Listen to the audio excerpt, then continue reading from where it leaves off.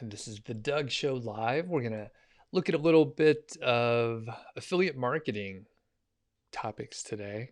We're going to talk about them. We're not going to look at that, I guess.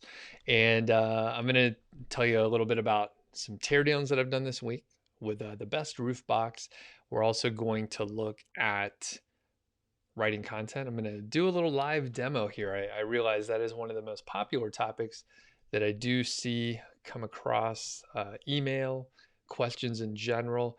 And we're just going to ramble on. I'll answer a few questions, of course. Let me know in the chat. Just say hello. Let me know where you're from. We have Asum, a name which I cannot pronounce. It looks like some Japanese characters, perhaps. So I don't know what your name is, but thanks for hopping on here. Welcome if it's the first time on. Tiff, how's it going? And Simon, all right, cool. Good to see you folks on here today. Hope everyone's doing well. Here in the Colorado area, things are relatively shut down. So statewide, bars and the dining room of restaurants are shut down currently. It is March 20th, 2020 today. And it's a little cool. A little snowy out there today. It's supposed to warm up soon, though. How is it where everyone else is at? I've been chatting with a couple people across the country, across the world, and yeah, everyone's in a sort of a different state of like lockdown or panic. Oh, and Tiff is in Vegas. So yeah, I see a lot of casinos and everything shut down there. And it's super weird in general, but my day to day is relatively the same, other than my wife is working from home as well. But I'm still going and walking outside. It was raining yesterday, walked the dog outside, snowing and icy out there. Same deal. Walk into a couple, I haven't been going into stores as often, but I walk through the hardware store. Usually don't touch anything, but just like walk through. I'm not like standing in anyone's face or anything like that. But yeah, largely the same kind of activities, which is really strange because I know a lot of people are trying to shift to working from home. Maybe they haven't done it before. Just, a few things that I've been doing for years, even before I was working for myself. I worked from home and worked remotely and had to figure out how to like operate without getting distracted. So, anyway, so today, like I said, we're going to talk about a couple things. Best roof box teardowns. So, if you are new to the channel, like some folks are, then then you may not know. I do some teardowns every once in a while, and those are really, it's not a teardown, it's not negative. It does sound negative, but generally, I review a site, I give some opinions that I have, and I'll talk about good things and bad things, some observations as well. So one of my friends, Alex Cooper over at WP Eagle, he has a public case study going. It's called Best Roof Box. And back, I think over last summer in 2019, I did a short audit and teardown of the site. It was fine. I think the site has grown. It's earning a few $100s per month. The valuation is about $37,000 roughly at this point in time. So I did a series of videos. I think there are 6 total, plus an interview with Alex where we talk about the site in general. And I think there's a huge amount of value. And in fact, as I look at what people sell for courses and I look at the material that I put out, I'm like, I could sell all this stuff. So it's highly valuable. I show demos. I show you how I often will approach auditing a site. So check out the playlist, check out the videos. I think there's a little over there must be about 90 minutes or so of content. So it's kind of like a master class. Again, people would charge for that material and put it behind a paywall, but I'm just putting it out there. So all right, we have some few other folks hopping in here. So let me say hello and hop back. So we got Jen A. What's going on? Harish. Iram, I'm doing well today. Nathan, what's up, man? You're in Quebec. It's locked down. Yeah, a lot of people are staying inside. Uh, Pranav, how's it going? Asim says, I'm publishing too many videos and you can't keep up. I have heard that before. And yeah, I'm not 100% sure the balance that I want to want to do. But at this point, I have such a backlog of things that I can publish that I'm just publishing them and republishing content that has been published in the past. Because the funny thing with YouTube is, even if I publish it, it doesn't mean that half of the people, 25% of the people that are interested in the videos are even exposed to it. So I tend to republish things. All right, BB is asking about a traffic drop after COVID-19 has hit. And it's so funny. I've been getting a lot more calls here recently, like spam type calls. And I think some jackass just tried to call me on Skype. So I'm going to block that person. It's kind of funny. I guess I'm somewhat approachable. I don't want people to contact me and talk to me and stuff, but I don't want a random person calling me on Skype that I don't know. Seems real weird to me. All right, moving on to B Beast question here. And I'm not going to spend too much time, at least I don't plan on it, talking about coronavirus, COVID-19, anything like that. I have a few sites, traffic is up. I have a couple sites, traffic is down. Certainly it's dependent on the specific topic matter of those sites. All right, Jason, what's going on? Gustavo, and let's see, you've got a lot of, I'm getting really far behind. Yeah, okay, Nathan says you've seen an increase in traffic. Yep. Cool. And just popping through here. James, what's up? Pure Fun, how's it going? Just going to say hello to everyone that's in here. I'm trying not to miss anyone here. Stephanie, what's happening? Good to have you on. Paul's in Paris. Yeah, serious lockdown in Paris for sure. Densha Sabir from Bangladesh. Glad to have Densha on live here. Very cool. First time you're on. Moving through. All right. Paul says you have about a 40% traffic drop, but conversions have increased. Huh. Doubled. So if I'm doing the math right, you should be actually okay. And moving on. Moving through. Oh, Paul says you're worried if Amazon pauses their affiliate program like others have done. I don't know if that's going to happen, but I did see, a lot of people are going to be potentially laid off, especially in the hospitality industry, with a lot of restaurants closing for dining service. And I did see that Amazon was planning on hiring more people. I'm not sure what time frame, but it was something like 100,000 people to account for the additional orders that are happening online. So, Paul, I don't know. I don't know where you're getting your info, if you're just speculating, but potentially you're just speculating. Okay, so what we're gonna do is take a look at writing some content, and I'm just gonna kind of make up some topics for us to go through, just so we can get an idea about how to write content. Again, I know it's a very popular topic in general. People, especially if you haven't published anything online before, you may be thinking, I don't know what to do. I don't know how to publish content. I don't know what to include. I don't know how to write it. How do I write a product review if I've never seen the product? I don't understand. So with that said, I just want to give you one little, piece of information, super important. Just because you don't have the item, right, doesn't mean you can't add value and help a person make a decision. So let's just look back at a time when I had to order something. So I needed to get an external hard drive. So I went over to Amazon and I went to Amazon and I searched for external hard drive. There were like 12,000 results or 120,000. It was like an unusable number of results. Some of them were older models, some of them weren't what I was looking for at all.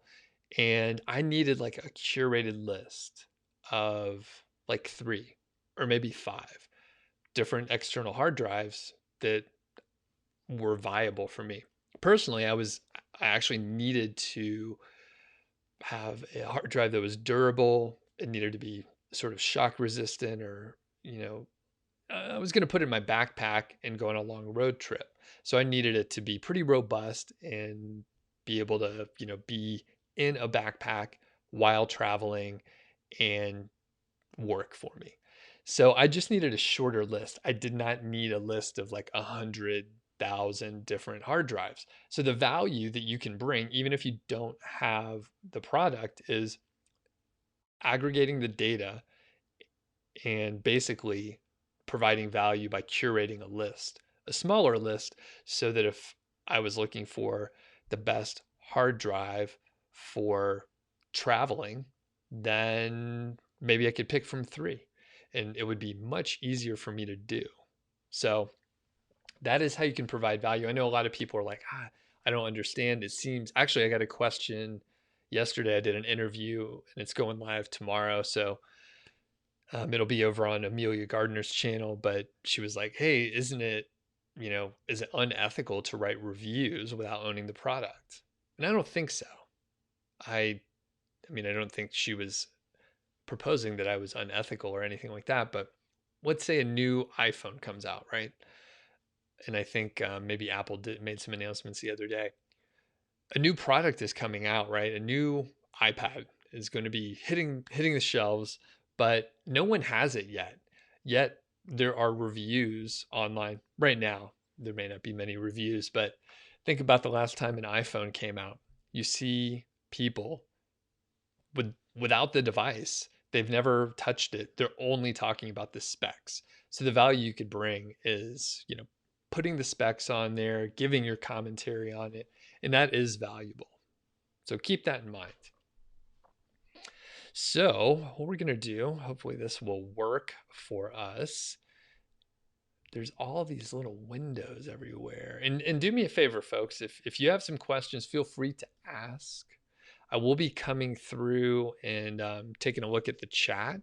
If you do have a question and I don't get to it right away, you don't need to keep typing it in.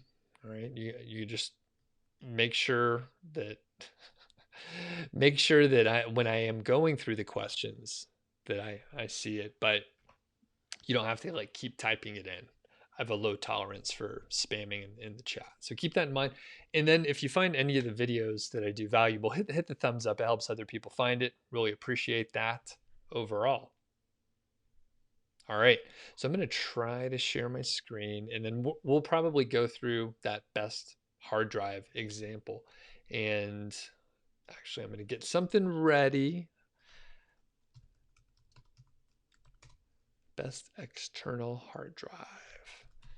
Yep, so I'm just going to get this queued up for us here, so it'll be easy for us to do. And again, there are just way too many little windows popping up. Okay, I think we're going to be in business here. Hopefully. Let me just make sure everything's set to go. All right, cool.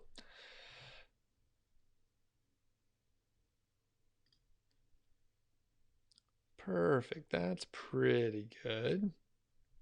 That's pretty good there. All right. So you guys can see my window here. Boom, just like that. So what we have here is I Googled best external hard drive to fit in with my little example here. And what we're going to go through is just creating an outline to write the content. So a lot of people get lost and they think, hey, I'm going to write this article on best external hard drive. And then they head over to WordPress.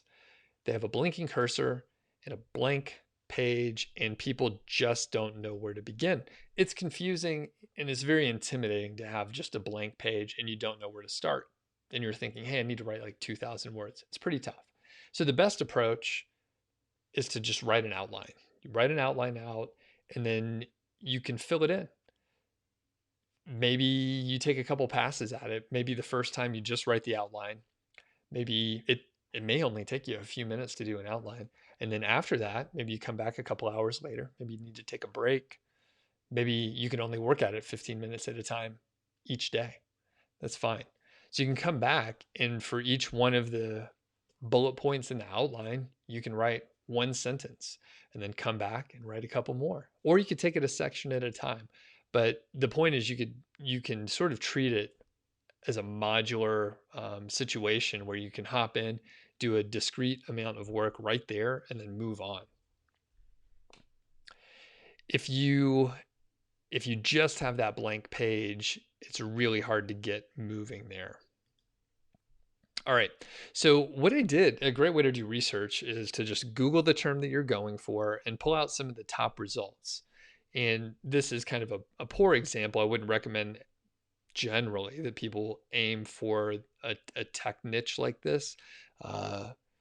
You have to update the content all the time. Some people love that, right? If you're into technical, I guess, products, if you're into that area, then great. If you want to review, I guess, like cameras, right? DSLRs, new ones come out all the time. You got to keep up with it.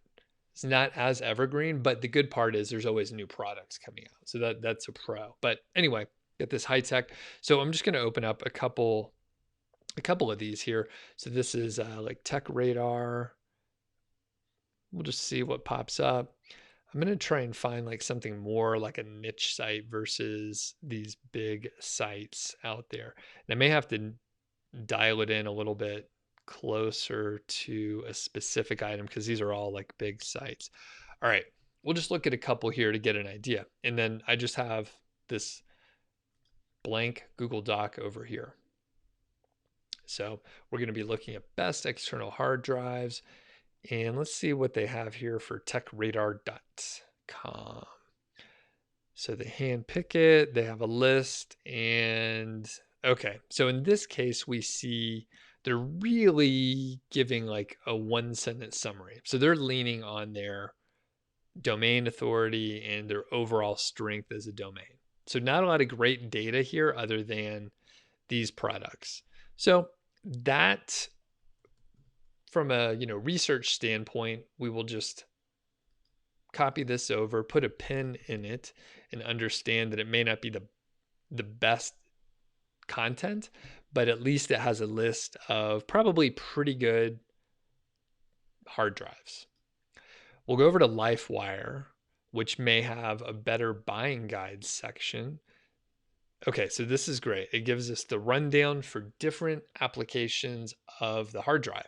So best for portability, that's what I was looking for. Best for gaming, best for business. So there's a lot of different ways to classify it, a lot of different user types out there.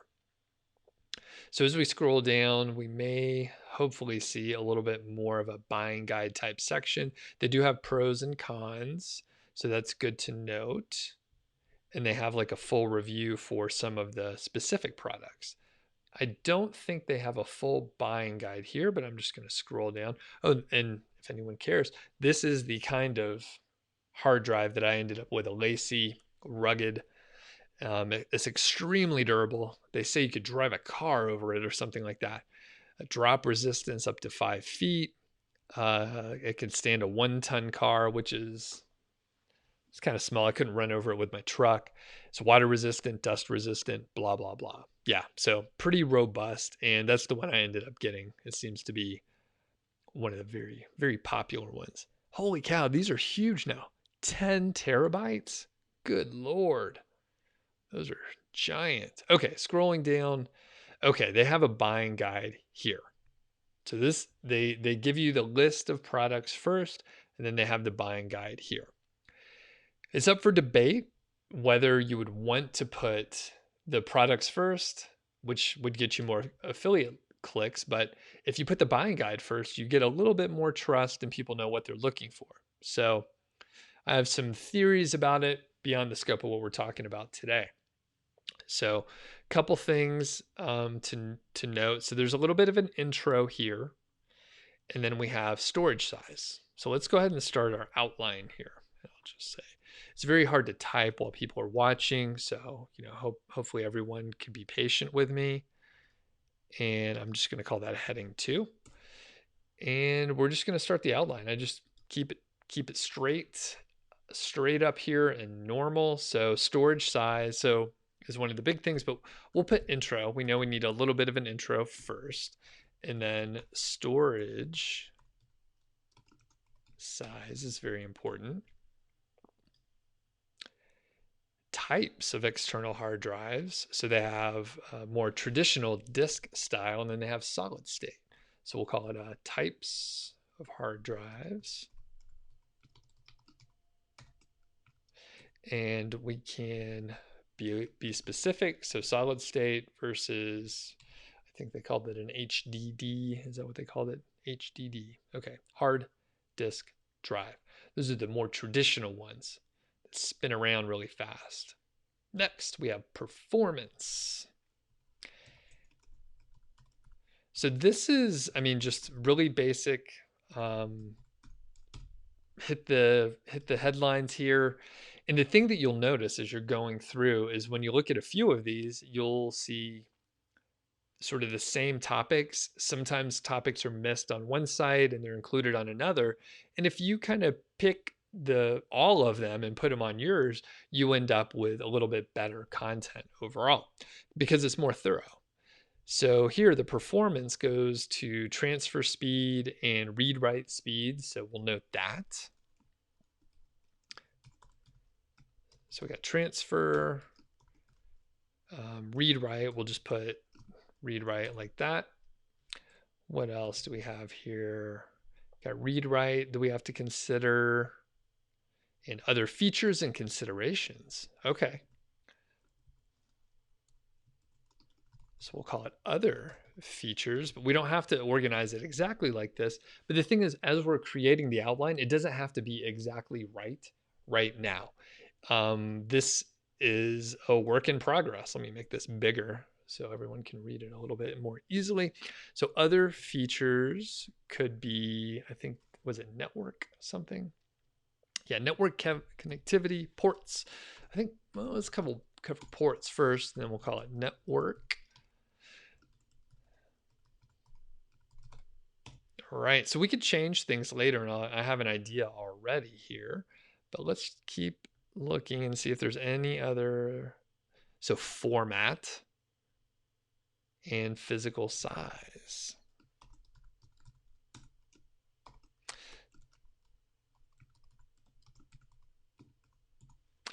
All right, what else do we have here? Security, buffer, and price.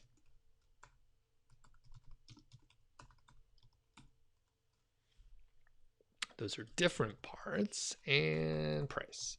So at this point, I maybe would put a couple of these into their own section. So I think maybe like security. Yeah, in my opinion, I would probably put security as a fairly important item. Jeremy, what's going on? We have Ahmad also. I see Tiff has a question as well. So I'll hop over there in a second, but we're doing a demo right now on how to write content, just creating an outline. I was chatting with someone during a coaching call this past week, and they really struggled with how to write content. They had plenty of time to spend each week, something like 20 hours per week, and they really struggle to even publish one article per week.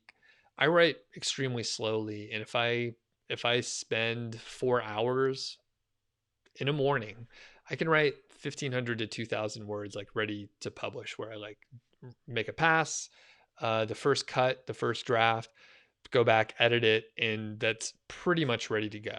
So, and I don't even write that fast. So keep that in mind. And I was like, well, how are you approaching doing the content?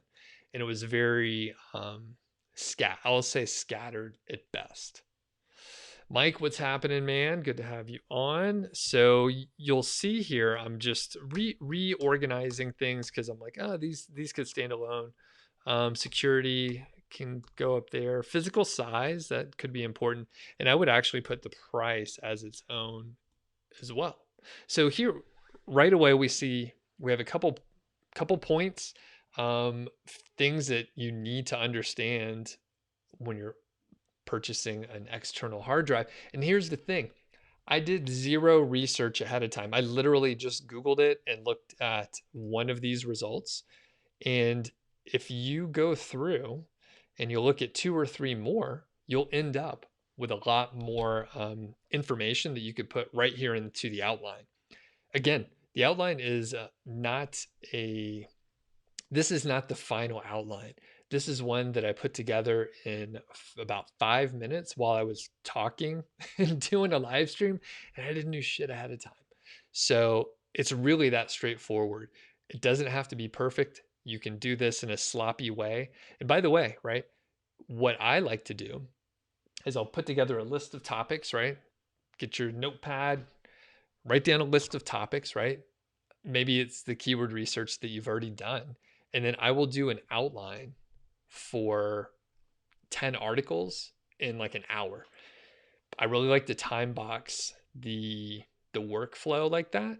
And you end up with, it may be a little sloppy, but you get a lot done because your brain is just like, okay, we are brainstorming.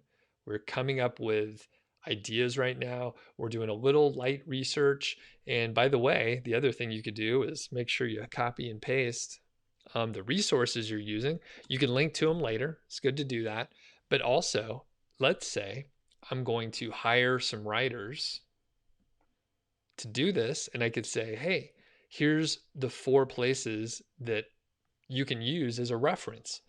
I've already done it for you. So the writer doesn't have to be concerned with going out there and trying to figure out what you want in the article. You're telling them, here's the 3 or 4 reference sites, the reference pages. Use those. Use those. Okay. So Jen says this. You have trouble writing content because you were told by many gurus the do or don't when it comes to content. I don't know if I should write 2,000 or 1,000 words or where to put the SEO. It's the first that you're learning about this. So my recommendation, number 1, is to just pick like one person for the time being. Pick one person that you think you could trust. It looks like they get results. It's really important, not just that they get results, but their students or the things that they are teaching get results. Because I know a lot of people, they're great teachers and they may be able to do really great work and they may be super successful, but they can't teach other people how to do it. Which, I mean, who cares if I can do certain things, right? It's really important if I could teach other people to do it. So the thing is, Jen, pick one person to follow. Most of the time, people don't like to be called gurus, by the way. Just a quick note. So if you were to follow me, for example, then you can just follow along as you're working on a plan to, for example, launch a site and just follow through with what I'm teaching. The problem is when you mix and match from many different teachers or influencers or anything like that, then you can mix and match things, but you may not have the skills yet or the understanding to know what to mix and match. There's a chance you put together a terrible combination of tools and practices, and you end up just putting together something terrible. Just because you don't know what to spend time on. So my answer is, you don't know if you should write 1,000 or 2,000 words. Really, it doesn't matter that much. Generally, if you aim for the middle of that, that's probably going to be a pretty good starting point. But it depends on the topic. So if this was helpful, please hit the thumbs up. I can potentially do more like live tutorial situations like this, where you could see me like literally work on something live. I'll probably do some videos on it, but it's cool to work on things live because then people will ask questions about the specific topic that we're getting into. Now, I'm going to play some clips in a minute. I'm going to look at a couple of the questions here. So one of them, which is totally relevant, and I appreciate that. Thanks, Ahmed. Ahmed says, do you show the buying guide or the review first? The buying guide or the affiliate links first? That is up to you. I've seen it done both ways, just in general. So if you put the list of items first, then people may not know all the features that they should look at. If you put the buying guide first, then maybe they have to scroll down half the article before they actually get to the affiliate links. So what I like to do is to put the buying guide first and then the links below, the mini guide, the mini reviews first. But I also like to put a call to action or a couple of calls to action early in the article. So keep that in mind. You shouldn't bury your affiliate links all the way at the bottom. Mohit asked, do I still write content for my websites? I write, no, basically no. I write it for Niche Site Project for certain, most of the articles over there on Niche Site Project, but I imagine you're talking about my affiliate sites, and I do not write the content there anymore. I did a interview, very popular interview with Matt Giovanisi a few weeks ago, and he's a very smart dude, first of all. And this is a quick clip, and I encourage you to check out the full interview. People loved it. People watched a lot of it. I got many emails on it. So this is just Matt talking about making some money and sort of his progression over time. So I'm going to get that rolling here.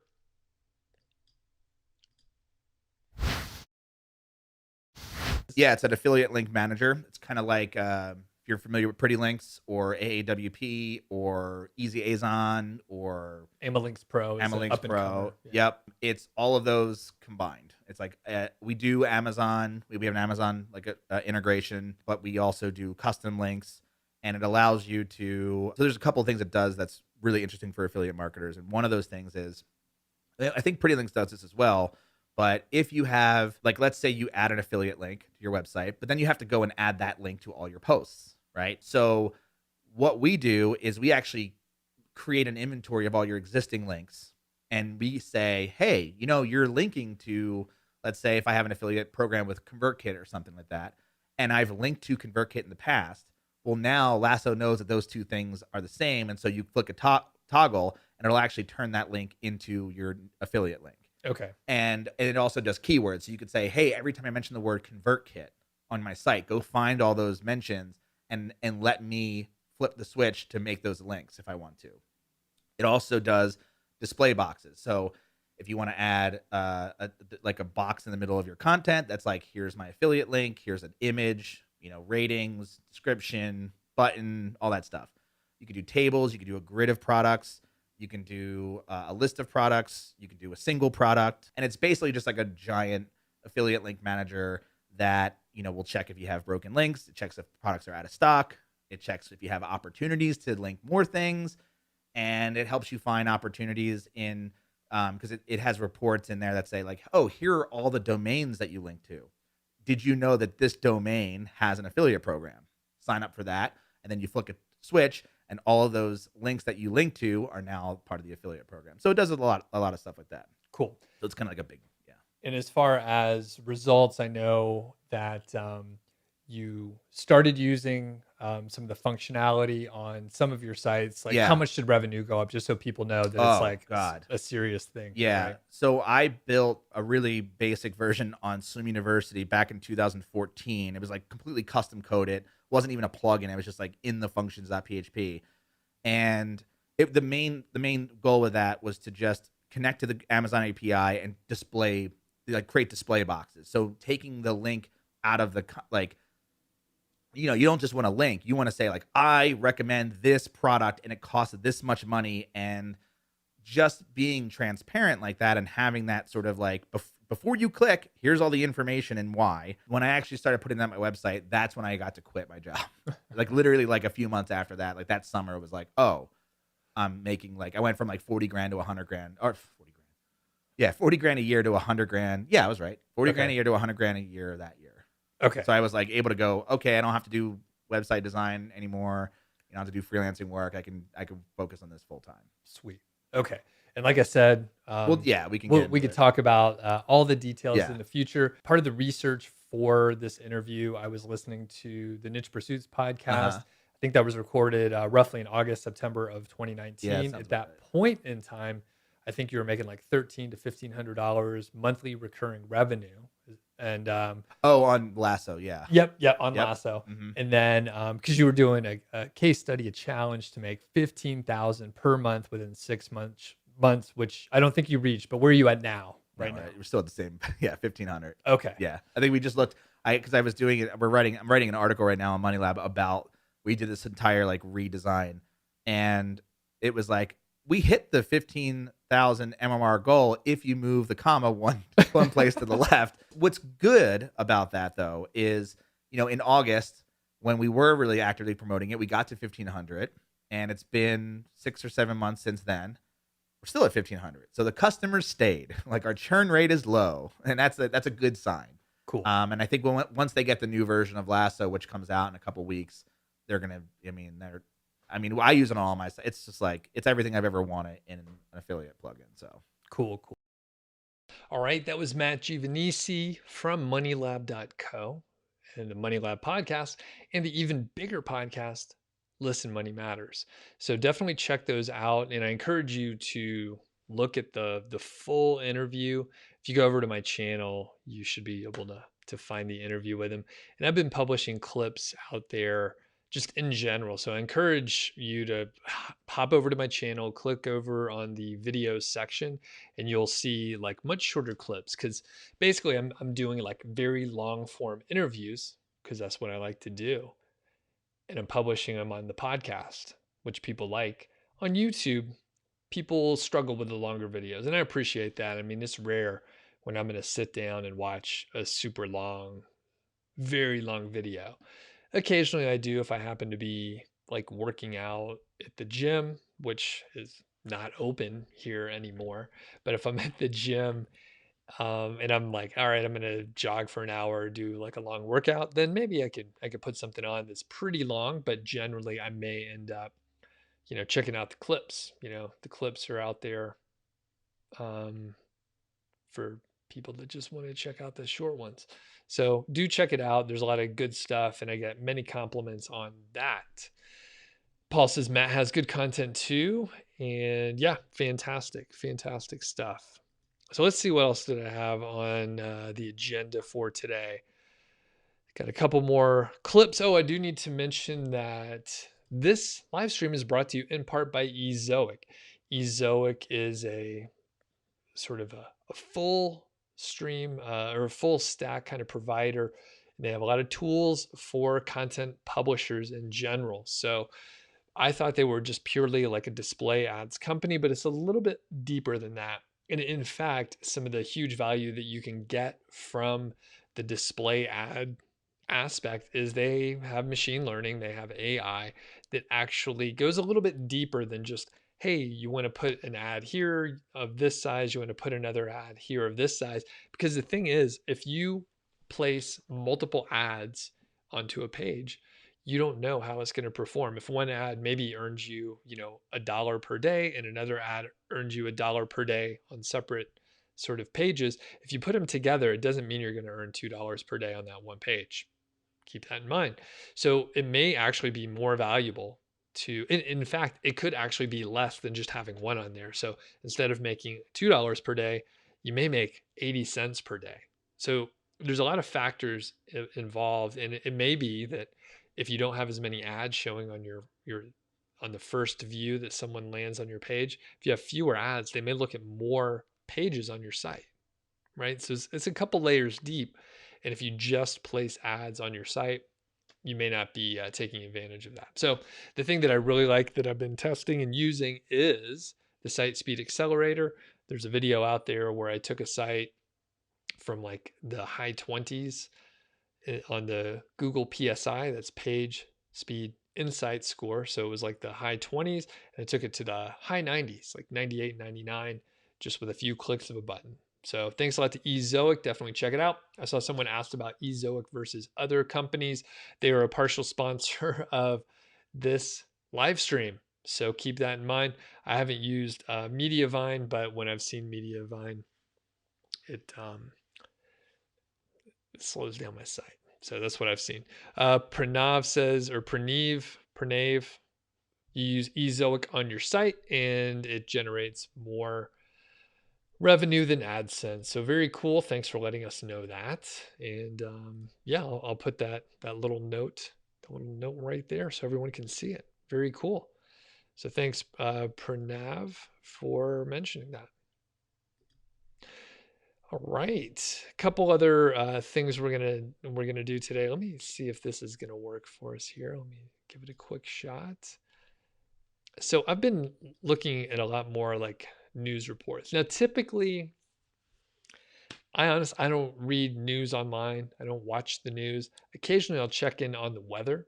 Used to love checking in on the weather, but as like the Weather Channel and other news stations covering the weather became more sensational, I kind of lost interest. I mean, basically, the Weather Channel is like half clickbait. This tornado is going to hit you. You won't believe what happens next. A storm hit this town and you won't believe what the doctors were doing, or I don't know. It's all a little too much for me, but I have been reading the news way more, multiple times a day, with the coronavirus and stuff going on. So I have been seeing more ads and I was like, what are these ads? Some of these are just nonsense.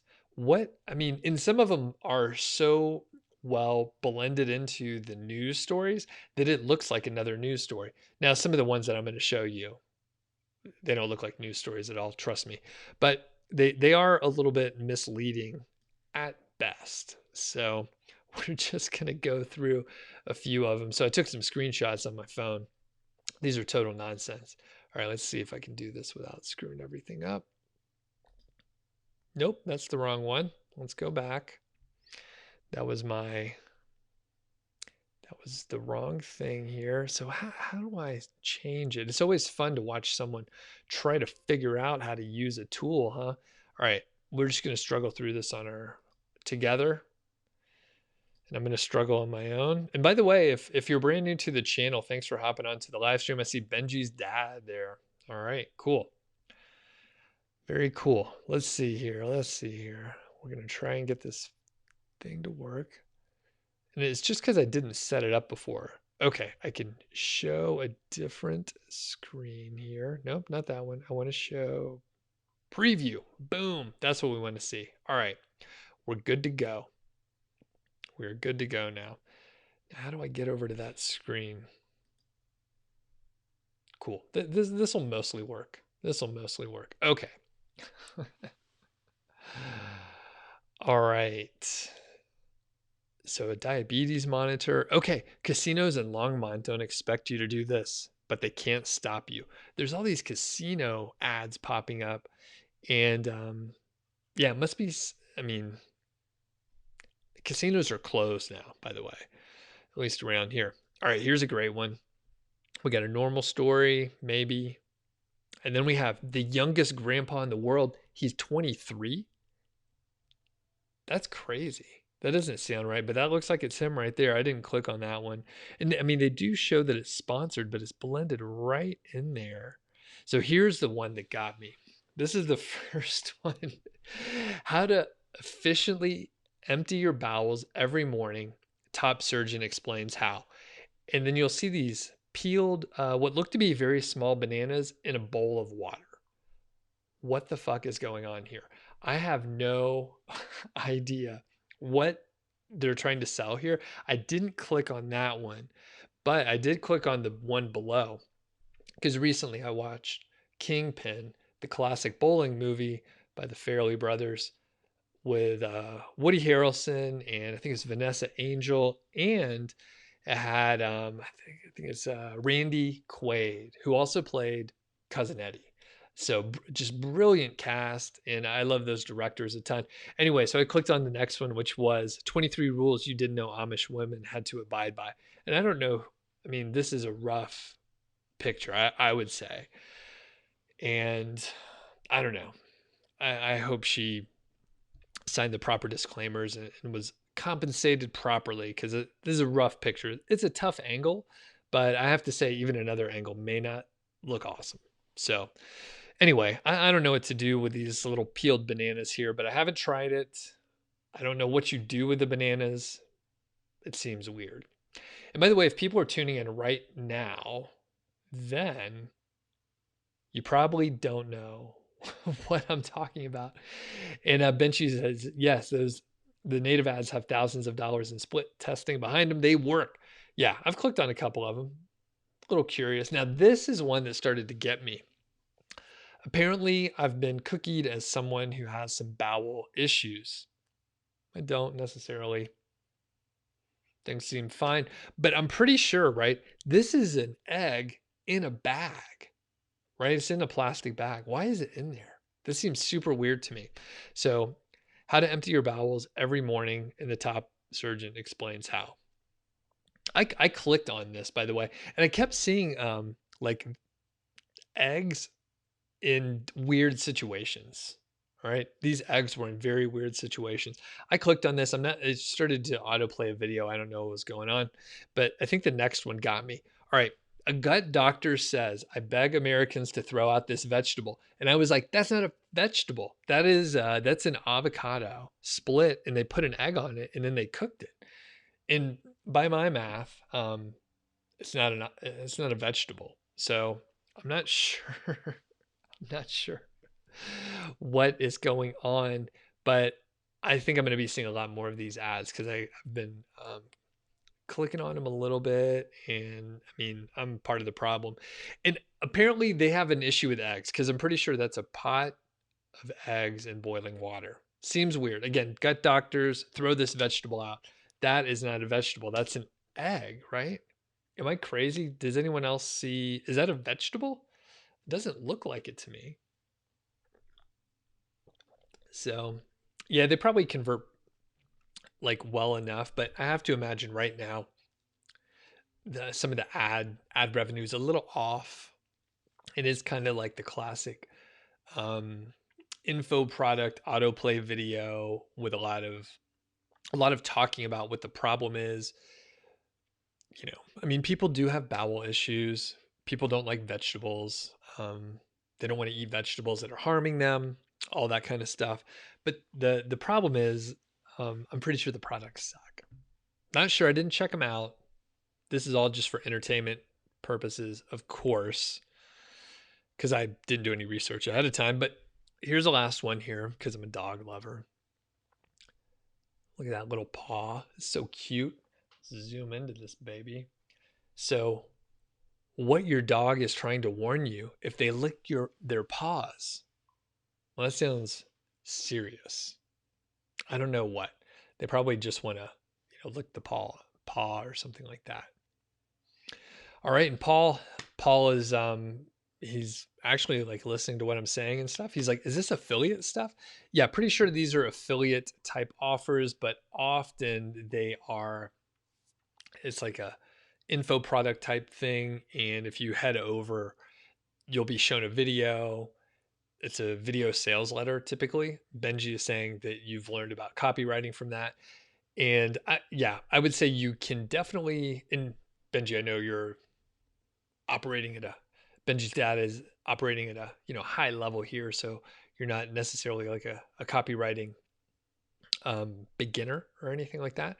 But I do caution people, if you check out some of the video sales letters, it is an example of things that you can do from a copywriting perspective, push to the extreme. All right. Push to the extreme. So if you try to do that, in fact, I know someone like sent me an email and they were trying to use some copywriting ideas. I knew the person, and when I got the email, I was slightly offended that they sent me such a bullshit email. But since I knew the person, I was like, hey, you need to dial it back a little bit because this just sounds like you sent me a scammy email, and it makes me not trust you. And I do not know why they thought they should approach me in that way. But like I said, luckily I knew the person, and I was like, you got to dial it down. Please don't write me bullshit emails like this. So with that said, the reason why we went through that is because I thought the ads were a little bit funny, but it turns out there's some sort of lesson in there anyway. even if I was just joking around. The pictures get your attention for sure, because I was like, that's not a vegetable. There's all these weird pictures, man. It's bananas out there. And Paul says you don't watch Netflix, you watch Doug Cunnington. You learn stuff and it's entertaining. I'm trying to make it slightly entertaining. Thank you for for noting that. And if people are just joining, I know we have quite a few people on.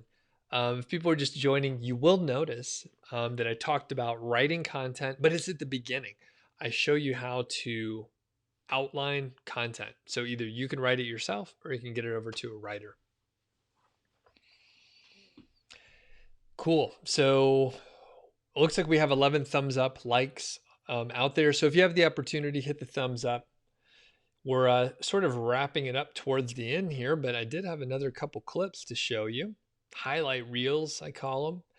And let's see what I had in store over here. Oh, yeah. So we have a fresh one that I recorded very recently. I recorded it very recently. And we're running the highlights right now. So my man Adrian, he has a YouTube channel out there, and you should definitely check it out. A lot of good new videos out there. So he's making about $1,400 a month from all his revenue streams on this one site. I think he has about 50 posts out there, and this is a clip talking about the different revenue streams that Adrian has in play. Of course, I'm working in construction. Actually, I just got home from work, and I'm a plant operator. To go straight to the point, last month my website made 700 plus. I don't have the image in front of me, but 700 plus in December. Just from Amazon, right? Just from the Amazon, exactly. And obviously, I have other kind of affiliate programs going on, but not with this website. Okay. So like from one website, you made 700 from Amazon. Overall, how much are all your websites making? That's what we're trying to get to. Well, it was 1,400 plus from all my earnings. Yeah, all my earnings, from other programs and all that good stuff. Okay, cool. Congratulations. I know that's a huge milestone. You're a student of Five Figure Niche Site. And I remember you were lurking in YouTube videos for a little while. And then finally you enrolled back in, was it 2017? I think it was 2017, yes. Okay, sweet. And what's the journey been like? Because you were making nothing at the very beginning, and then it's like been slow growth, and now you hit 1,400, which is higher than whatever I thought it was when you shot me an email last week. Yeah, it's obviously when I've started, I believe the website made its first sale after 2 weeks I've launched it, and it was like a Christmas present because it was on the 23rd of December. So I was pretty happy about that, and obviously that gave me a huge boost of motivation to actually keep working on the site. And slowly the website got some traction. Obviously, because I was targeting low competition keywords, I was managing to get some number one positions very quickly, and I believe that I was having 15 articles on page one and overall on the website when I hit $100 per month consistently. Very good. And you mentioned like low competition keywords and $100 per month with just a handful of articles, something like 20 or something like that, right? Yeah, it was even less. It was 15 articles. 15 overall on the website. Yeah. Okay, and some of them were ranking number one, not all of them. Not all of most of them are on page one, and I had most of them on top three, I would say. That's actually was the little success that I had at the beginning. There was no competition, especially because I had written some good how-to articles, which after that I was pointing the people to the reviews that I had on the website, and seems like it worked quite well. Awesome. Yeah, and I was going to say a lot of people I get these questions. I think you see them too, Adrian, where A lot. people are like, I've had my site going for 4 months. I have zero traffic. I have not made a sale. I put in $4,000. Like, what am I doing wrong? They're definitely doing something wrong. And you mentioned within 2 weeks after enrolling in the course, right? Yeah. You made a sale, and maybe it was lucky, but you still made a sale. So from what you know now, like, what is the little missing piece that some people are not getting to not make that sale earlier? I guess obviously I don't know exactly what that could be, but my guess is that some people, they might targeting the wrong keywords. I've seen this a lot. I have, in the last year, I had many people messaging me from Facebook looking to look at the website, and they targeting the wrong keywords. Most of those keywords are actually huge keywords, right? They have like 5,000, 10,000 monthly searches, and you could say that they are seed keywords. Instead of I don't know, best knife for meat, people will go straight for best knives 2020. And obviously that's that's a keyword that you're not going to get to rank for, especially if your website is brand new. And what do you think people are going for those keywords? Why, you mean? Is that what you asked? Why? Yes. I guess, first of all, because they don't have guidance, I would say. And second, probably it's, that's human, greed. I would say, oh, I want a big one. I want a big keyword. I want to make $1,000 per week right now. So, I mean, it takes patience. That's the secret. That's my secret. And others, the people that I know, they have patience with, especially when you don't know anything about this. You need to have a lot of patience. All right, that was Adrian over at Hasta La Vista Boss. I think that's his site, or sorry, his yeah, this is his site and his channel. So he has some cool new videos out there. Give him a shout. Let him know that I sent you his way. I got a really cool interview coming out tomorrow. Someone interviewed me, so it's on a different channel. It's Emilia Gardner's channel, and I interviewed her. It's going to be coming out in a couple weeks, and she interviewed me. It's coming out faster. I happen to have a kind of a queue built up of a lot of stuff that I'm publishing, but it's coming out tomorrow. So do check it out. If you haven't looked at her channel before, go hop over there. I don't have a link handy, but you could find her. She's been doing a lot of pretty interesting videos, like as far as case studies, and she's all about community. She's not trying to sell anything. She's not trying to, get you on an email list or anything like that, even though I'm trying to convince her to get the email list going. But yeah, she's just like creating some videos and getting out there, which is really cool. Modest channel, but she's doing interesting things, and she's definitely someone to look out for in the future. Serge is saying that Amazon sites make zero since a few weeks ago, although the sites have more traffic. And one of the sites is 4 years and the other is 1 year old. So cool. Thanks for hopping on here. In general, Syed is on as well. And I'm not sure if I'm gonna be able to pull up this clip super easy, but I have a podcast, and I appreciate it if you folks check it out as well. I know I publish them on YouTube, but I sure do like it if you subscribe to the podcast using your podcast directory of choice or your podcast player of choice, because it helps me see the downloads and all that stuff. But it turns out, I mean, if you're checking out my stuff, I appreciate it. I don't care where, but it does help if I have like more subscribers on any of those specific networks. But one thing that I did the other week was I recorded a podcast outside because it was really nice weather. You can't see out here right now. It looks white out there. It is white out there. It's super bright, but there's a ton of snow. The other day, I recorded a video. While I was podcasting, right? So I went over and literally, if I can get the word out, I literally brought out my little GoPro Yi 4K camera, and I was like, you know what? I am going to like record this video and I am going to publish it because it looks nice outside. So let me see if I could actually find this clip for you.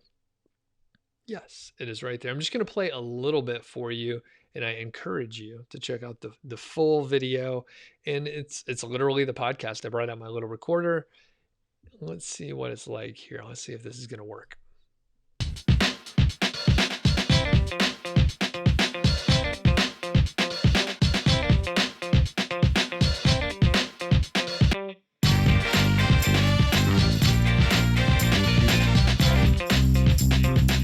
Hey, what's going on?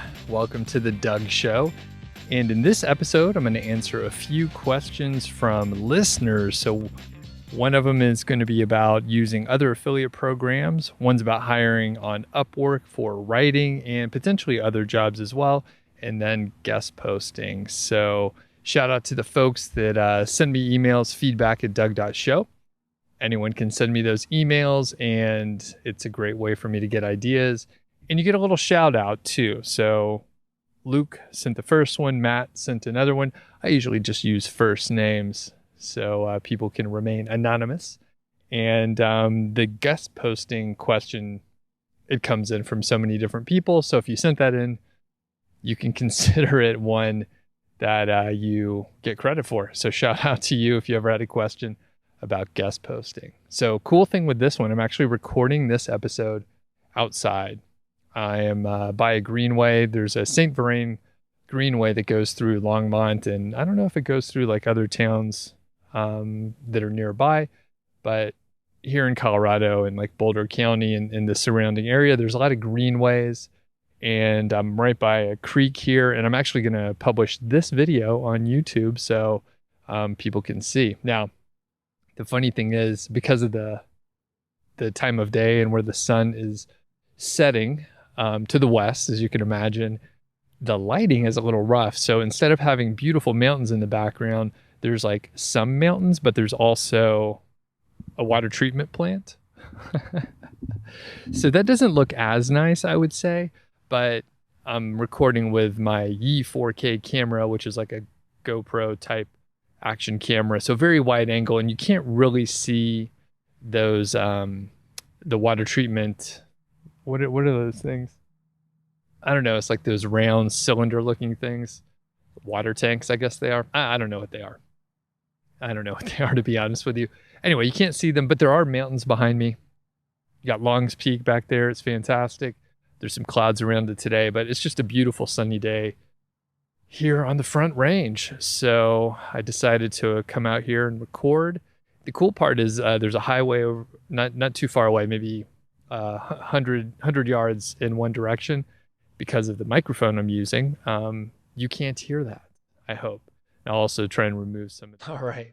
So that was a recording of the podcast while I was recording it outside. And David, what's happening? Glad you're a listener. Obviously, you're a listener of the podcast. So I was using this microphone right here, which is sort of like the de facto standard. It's the Shure SM58, and it's not quite in focus, but boom-ish. It's hard to, I'll just get it right in there, see if it resets. Nope. It just looks like there's a big microphone. Oh, there we go. There we go. Beautiful. All right. All right. We've refocused. So yes, the Shure SM58, which is like the workhorse, relatively inexpensive. And I'm a big proponent of buying like gear like this used on eBay. This is a used one. You can get them relatively inexpensive anyway, like brand new, but this does not have a mark on it. It looks pristine, and I got it for roughly 30% off. So I think I paid like 60 some odd dollars for this thing, and it's fantastic. My recorder is on the other side of the room, so I can't grab that super easily, but it is another eBay purchase, right? A lot of these are just durable. They're made to last. So I have a Zoom H4n, which is sort of the older model. There's a Zoom H4n Pro that exists now, and it has been around for many years, but I got that recorder over there for I think about $90. So it's a pretty like robust like set of equipment. I mean, these are the microphones that like touring musicians or perhaps like a venue would have. And I mean, I try to treat my equipment pretty well, don't drop it often. But, these are made to be beat up. And I have a couple other microphones too. Obviously, this one that I'm talking into right now, this one is a Audio Technica 2100, and it also has an XLR cable hookup in the bottom of this, but I can also plug it in via USB.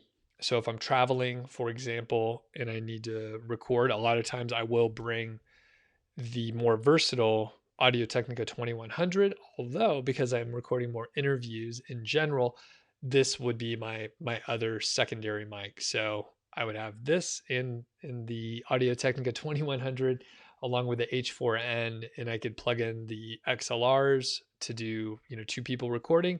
I could plug in the Audio Technica if I'm doing a live stream like this to make sure the audio quality is really, high. And yeah, I like all the gear. A lot of this stuff is just straightforward, and I mean, you can get more complicated equipment. I know a lot of people enjoy I think the Blue Yetis. I think a lot of people like talk about those, but I found, well, you know what? I just didn't want to get one of those, to be honest with you. And I know I think there are different settings. So I like never ended up getting any Blue products in general. Or is it Yeti? Yeti products? I don't know. Blue or Yeti? Blue Yeti? I don't know. So the stuff that I have seems to work pretty well. And I dig the like simple, just straight up audio. So if I am traveling, let's say I'm driving cross country, which I do occasionally, I could just have a microphone, my recorder. I could be in a hotel room and just record an episode and it's fine. Or like you saw in the video here, and Chunky Moose says you listened to it yesterday and you couldn't tell that I was outside at all. I mean, the fact is I can go outside with a couple of these microphones and go socially distance myself from someone and maybe put the microphone behind plastic or some kind of thing so they're not getting their spit on it, and then they can record, right? So we'll disinfect it. I haven't done any recordings recently where someone's putting their face on my microphones or anything like that, nor do you need to. It turns out the basic recording, like straight up auto levels, pretty good, and then I use a tool called Auphonic to do the mastering. So excellent. We've gone a few minutes late here. It's about lunchtime. And Georgie, are you doing all right? We'll let her make a quick appearance here. Just tilt this tilt the video down here. Hey, Georgie, you want to come say hello real quick? Yeah, there's Georgie. Just stretching. Georgie, you want to come over here? Come around here. Yeah, so people can see you. All right, we're going to call it a day. By the way, if you want to be featured on the show, especially the podcast, you can send me an email, feedback@doug.show. I'm going to be recording some episodes to try and get ahead of the game here while we're locked down and we're inside.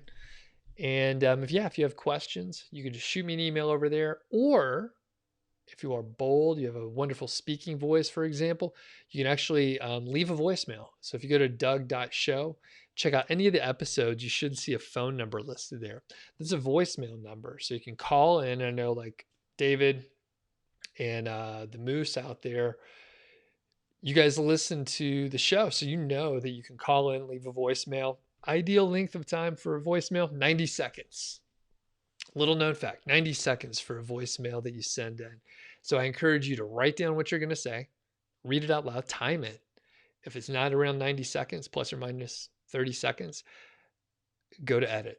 Edit your script and then come back to it. 90 seconds is ideal. So thanks a lot, everyone. If you're brand new and you're not subscribed to the channel, please check out some of the other videos.